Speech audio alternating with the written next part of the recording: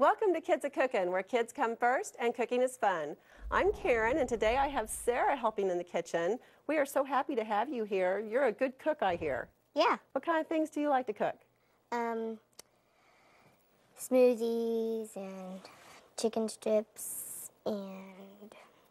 A lot of Kids A-Cookin' recipes, right? Yeah. I hear you make a lot of the recipes that are on our website. Yes. Is that right?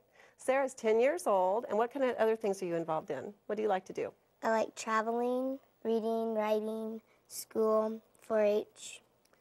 Well, today we're going to make pita pocket salads, and these pita pockets are a fun way for kids to eat a salad. We're going to always start by washing our hands. You need to remind children to wash their hands before and after handling food. And because children practice what they see, let them see you washing your hands often. We've already done that, haven't we? Yes. Be sure you do that before you get started on this recipe. Now, the first thing we're going to do is cut up one pear. We need this pear diced. Do you like pears? Yeah. Me too. They're so good.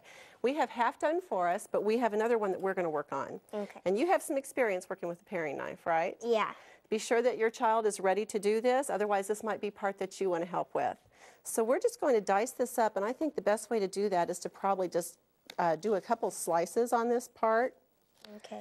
And then when you cut it, it will be diced like that, small pieces, because we want these bite size. You want to try that one? Sure. Okay. Just be careful because that knife is sharp. Turn it over. There you go. And those pears are slippery when they're juicy, so you don't want to get your thumb accidentally or your finger. We're going to add this to our dish. Very nice. Yeah. They're kind of hard to hang on to, aren't they? Mm-hmm. That's all right. We'll put that one in. Then just hold them together, and you can go this way, and you'll have little bite-sized pieces all ready for you. It's really best when you're working with knives to have a sharp knife because it sounds like it'd be more dangerous, but a dull knife is actually more dangerous for kids to work with because they have to work harder to get through the food. So a sharp knife is a safer tool. Just have to use caution. Next, we need to add a 1/4 cup of thinly sliced celery, and we have some already here done for us, but we're going to try some of that. Okay. Want to slice some celery with me? Sure. Let's just take the end off of here. Where's your knife? Did I steal yours? There's yours. And I'll do some here. We just want real thin slices. Very nice. Just right off the end. These knives are nice. They work very well, don't they? Yes. And this we need to measure out. We want 1/4 cup. We have some done, so let's add what we do. Then we'll get our 1/4 cup measure and see how we did. Make sure we have enough. Now we've already washed all these fruits and vegetables. Be sure that you wash all the fruits and vegetables before you slice them or cut them or dice them. We want them ready to eat. Let's measure out a 1/4 cup here. Okay. Probably the best way is just like that.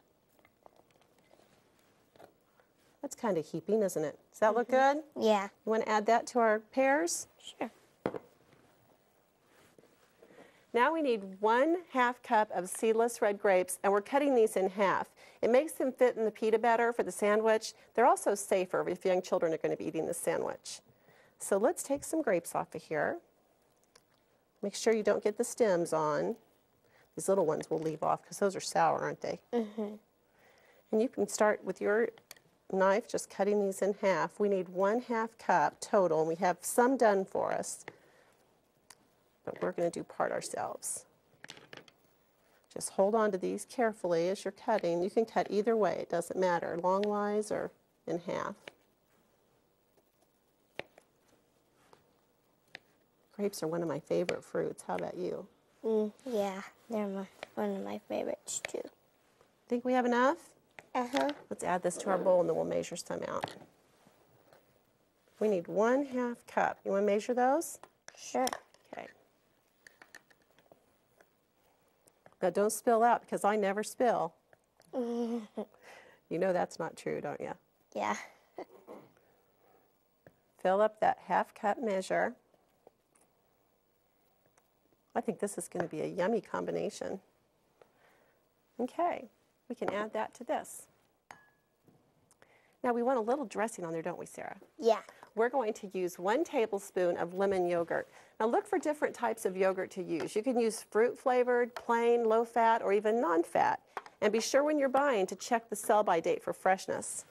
Yogurt is a high calcium dairy food and a great way to get the calcium you need, especially if you don't drink much milk.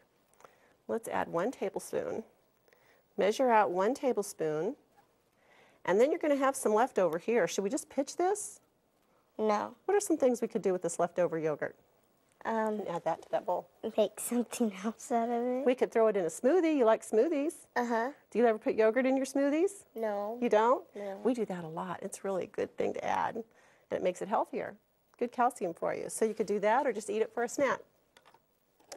But don't throw it away. Next, we're going to add 1 tablespoon of low-fat salad dressing. We already have that measured out, so you just need to add that. You can use the rubber scraper if you want. Add that to our mixture. And our next ingredient is an optional ingredient. It's 1 tablespoon of finely chopped walnuts. What do you think? Do you want to add some walnuts to our mixture? Do you like nuts? Yes. You do? Let's use this tablespoon then. Okay. And we'll just measure out 1 tablespoon. Good job. Go ahead and add them. Then we're just going to use our rubber scraper to mix all this together. You could use the wooden spoon too, either way. You want us to do some stirring there? Which do you want to use, that? Yeah, this. And we're going to stuff these inside of our pitas. If you were not going to eat these right now, you'd want to chill this mixture until serving time. But our pitas are cut in half already, and we're going to fill them. When you get pitas, sometimes they're already cut in half, and sometimes you need to cut them yourself. They're called kangaroo bread or pocket bread, obviously because there's a pocket like a kangaroo, right? And you need to cut them in half and then separate the layers so that you can open them up and fill the pocket. This pocket is perfect for filling with different sandwich ingredients. So we need to stuff some of that good ingredients. You'll want to use the spoon now. Now, this recipe calls for miniature pitas, which are fun, but if you can't find the miniature ones, you can just use these regular size ones. This will taste just as good, and we are ready to try these as soon as we get this stuffed. Fill it up there. Does this look yummy to you? Yeah. It does to me too. It looks like a really nice recipe for fall, doesn't it? Uh-huh. Good and different kind of lunch. Do you take your lunch to school? Yeah, all the time. You could pack something like this, couldn't you, if you could keep it cold?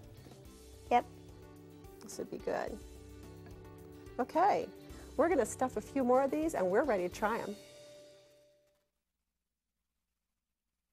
Be very careful when cutting with sharp knives. Always pick up a knife by its handle, never by its blade. If a recipe requires dicing or chopping, use a clean cutting board, not the countertop. Adults should be close by to supervise children using a sharp knife. A paring knife is probably the safest knife for kids to use. Mark the top of the handle with sticky dots or red nail polish to show where to hold the knife. Place food to be diced on the cutting board and hold it down on one end. Hold the knife in your other hand and cut down slowly and carefully. Always cut away from yourself. Never lay a sharp knife near the edge of the counter where a young child may reach up and grab the knife or knock it off. When you are finished using a knife, set it aside to wash separately. Don't drop sharp knives into soapy water. You wouldn't want to reach in later and accidentally get cut. Store knives in a knife rack or in the drawer in an empty paper towel tube. Storing knives safely is a good way to protect fingers from painful cuts. Sarah, are you ready to try our pita pocket salads? Yes. They look really good, don't they? Yeah. Let's go ahead and take a bite and see how they are. All those ingredients look so fresh and good. You know, anytime you can serve food in a little different style, it'll capture your child's attention and intrigue them to try new things. What do you think? They're good. You like that? Mm-hmm. For more information about this recipe and helpful hints to make cooking easier, visit our website. And we'll see you next time on Kids A Cookin'.